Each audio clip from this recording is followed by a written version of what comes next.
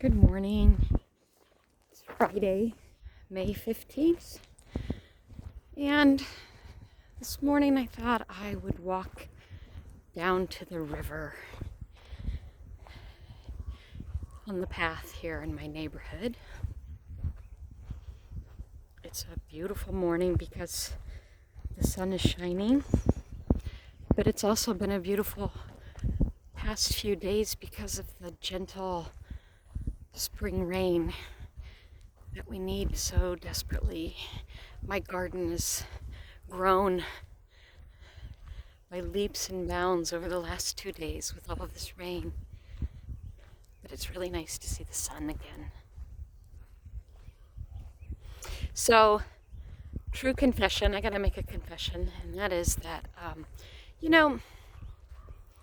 yesterday was a really hard day for me. There's an ebb, I think there's an ebb and flow to all of this rhythm of life now in this pandemic state. This is something that there aren't any textbooks that really teach us in seminary how to manage congregations, church through pandemics, right? We're sort of all trying to figure it out. There's no prescribed methods or ways in our history that we know of, our remembered history. I mean, we can go back to the 1918 pandemic and kind of look at the way things were done, but we don't really know. We don't have memory, really. So it's all new. And there's this ebb and flow to it, right? I mean, there are days when I just get up and feel full of energy and hopeful and joyful and appreciative of everything, and I'm praising God, and I'm,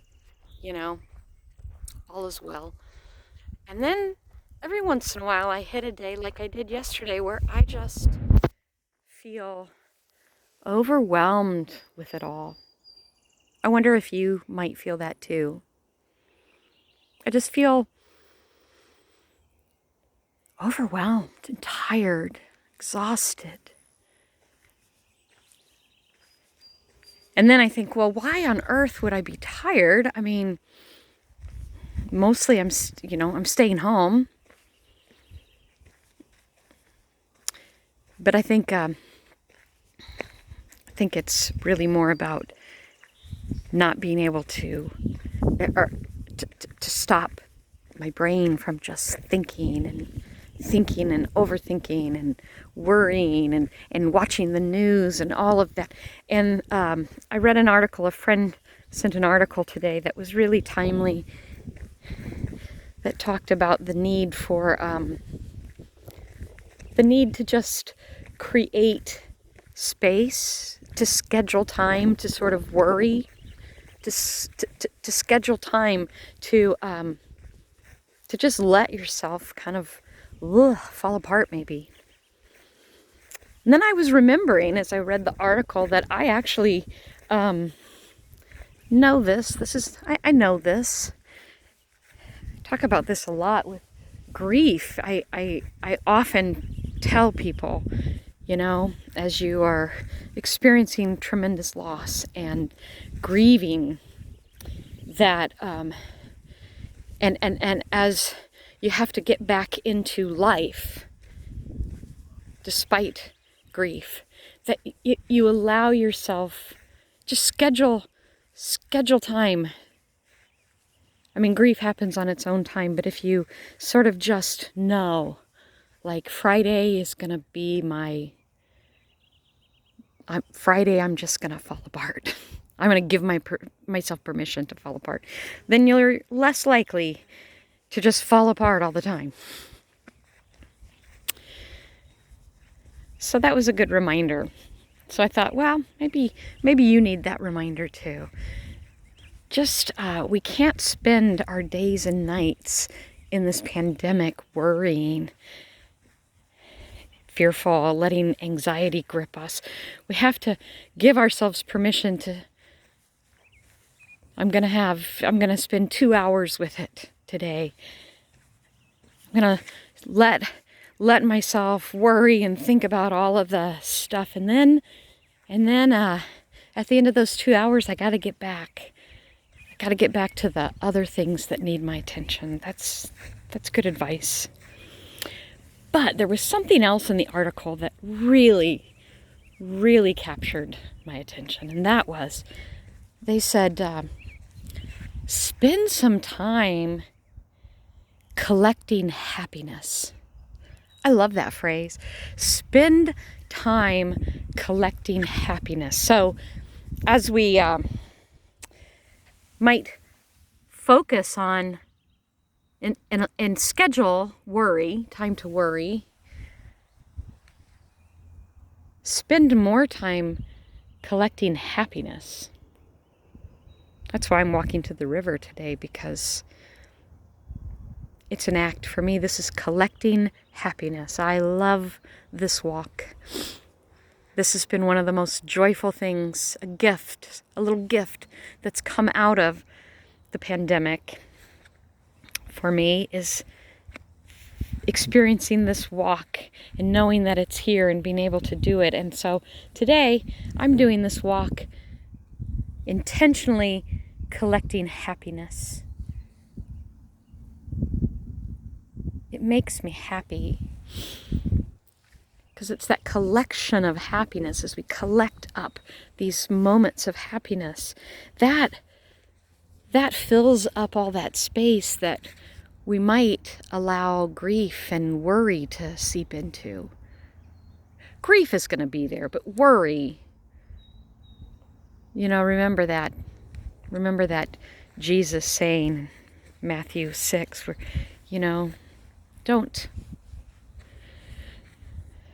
don't worry about tomorrow.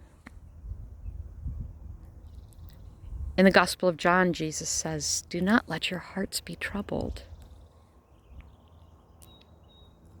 Collect some happiness. It doesn't mean that there isn't plenty to worry about. It doesn't mean that we don't have grief and that we don't make time for that and we don't tend to that. We should tend to that. But we shouldn't allow it to consume us and take up everything. Because there's so much to be happy about too. There's happiness and joy. So what are the gifts? What are the gifts that you have received in this time of isolation? What are the happy moments that have come out of it? Things maybe, what have you discovered about yourself? What have you discovered about life? About what you're capable of? About what have you discovered that's really surprised you in a good way in this time? I want to invite you to think about that. Collect the happy. Let's spend a little time this week collecting happy instead of focusing on collecting worries. Because we know what the worries are. We know where that lies, right? We know where the fear is. We know where our anxiety is. We know it's there.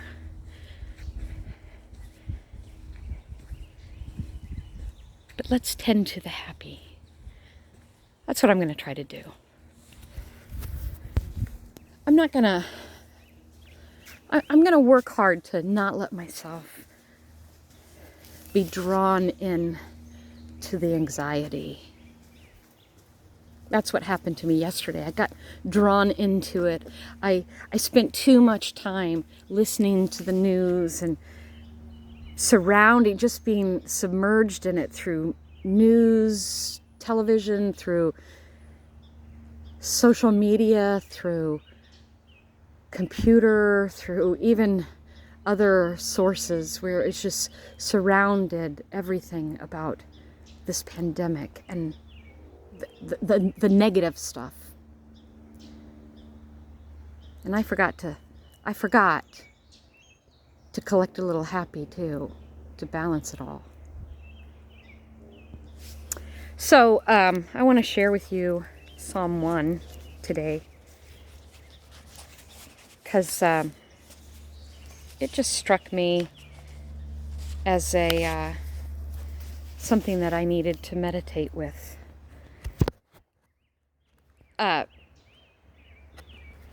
Give me a minute. Enjoy this and I will find it. Here it is. Okay.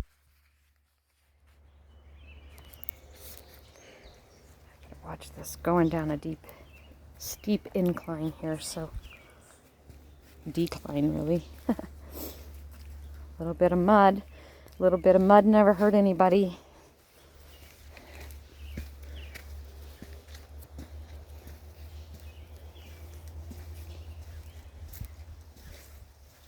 I love that this path just a few weeks ago was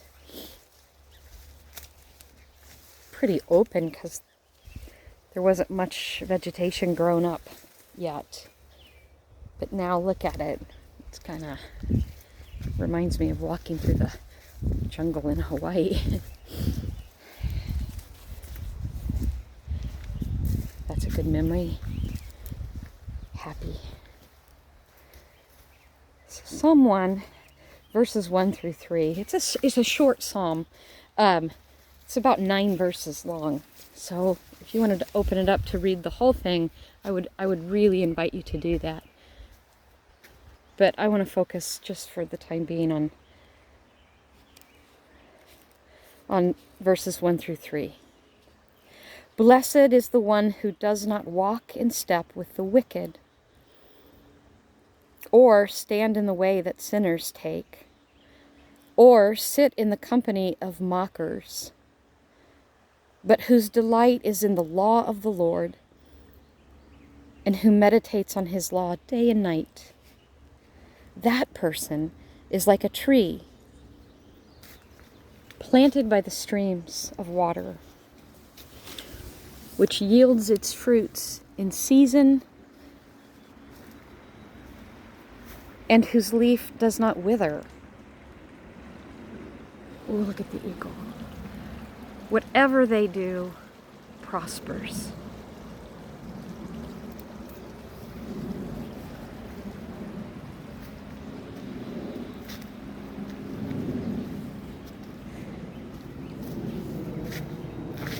That was an important psalm for me to meditate with this morning because part of my feeling pretty low yesterday was allowing myself to be overwhelmed by what I consider, gosh, what are people thinking? We shouldn't be reopening too soon. We shouldn't be going too fast. It's too fast. Are we gonna end up worse than we were before? What are people thinking? Why are our leaders making choices in this country that go against the data and the science and medical advice? Why?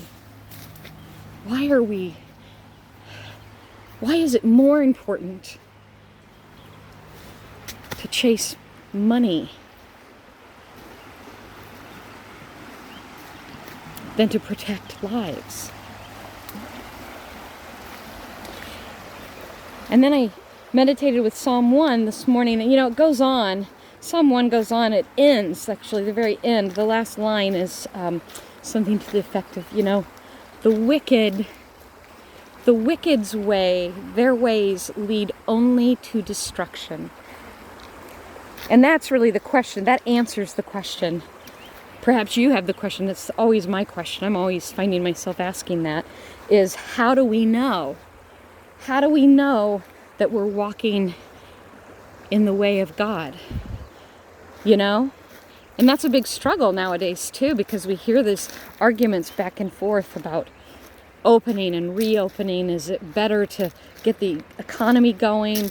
And if people get sick and die, so be it, but the economy is most important. People's livelihood is more important than their lives. Or do we use caution and people suffer more,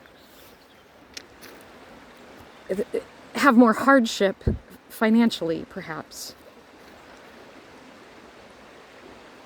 And if you're like me, I get caught in that, like, well, I mean, I know it's, and then I think, which is the way? And I go back to always, God's way is always the life-giving way. What is life-giving? What is destructive? Because it's destructive if we're willing to just sacrifice life for a livelihood. To me, that's destructive. That is not the way of God. Anyway, perhaps you will meditate and find something else. I hope that you do.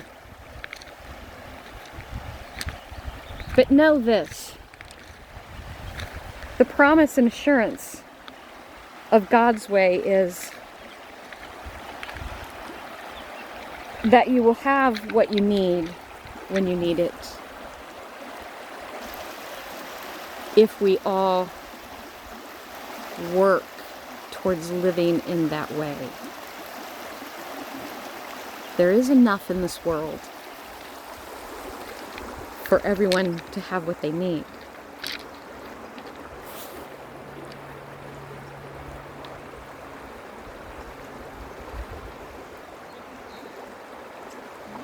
I don't know about you, but I want to be the tree that's planted by the stream, that bears fruit in season.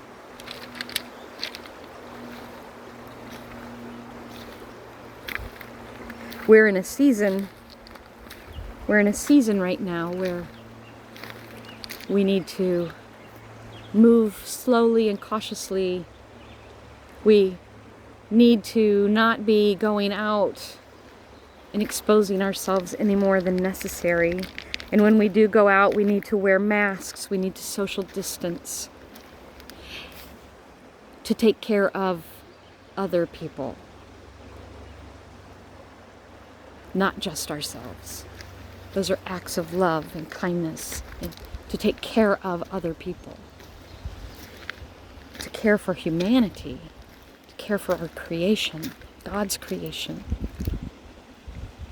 Right now, we're in a season where we are being planted by the river when we do these things. And when the season is right, in the right season, we will bear fruit. We will bear fruit. We have to trust in that abundance and assurance of God's.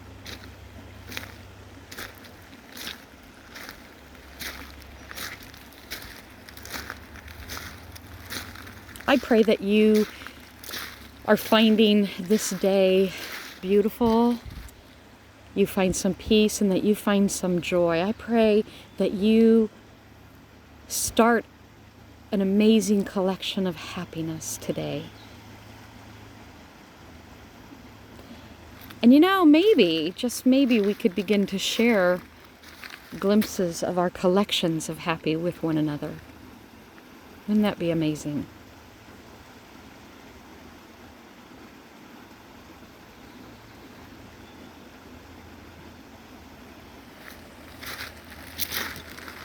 Let me give you one more shot down here by the river.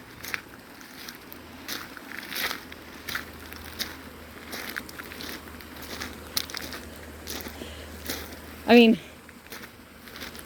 look at these trees that have fallen. They have fallen for whatever reason. The wind, the storm, the bank grew soft, and yet, look at those leaves that have come out. It's still alive. It's bearing fruit in its season. 6 weeks ago, I might have looked at that and assumed it was dead. But nope, it isn't.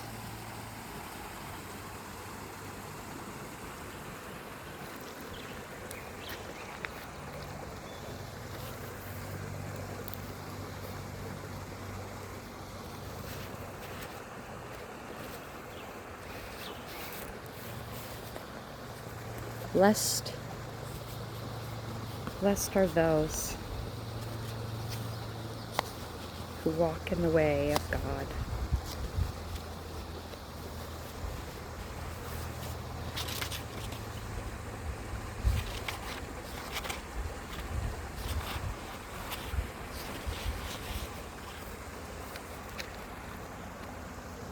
Amen.